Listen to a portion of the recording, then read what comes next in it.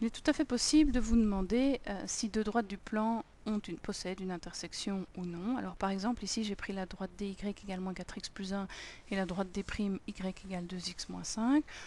Avant de se lancer peut-être dans les calculs, le mieux c'est de se demander si déjà, rien qu'avec les pentes, on pourrait déterminer des informations ou pas.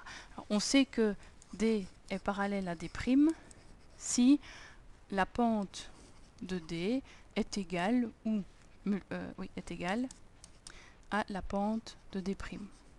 Or, ici, 2, c'est clairement différent de moins 4, donc elles ne sont pas parallèles. D n'est pas parallèle à d'.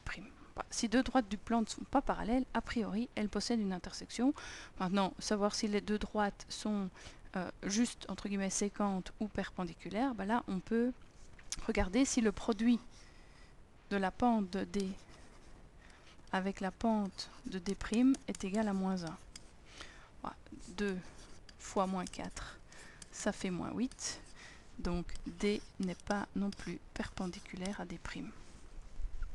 Comment maintenant trouver leurs points d'intersection, puisqu'elles ne sont pas parallèles, elles ne sont pas perpendiculaires, donc elles sont séquentes.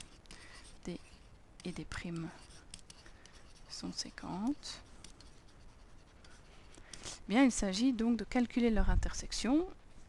Dans ce cas-ci, nous avons deux formes explicites, donc nous pouvons nous contenter d'égaler les deux équations.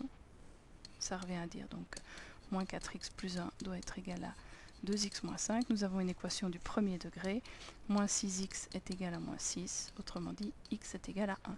Si x est égal à 1, je peux remplacer dans une des deux équations au choix. Ici, je vais travailler avec des primes. C'est quand même plus simple. 2 fois 1, 2. 2 moins 5, moins 3.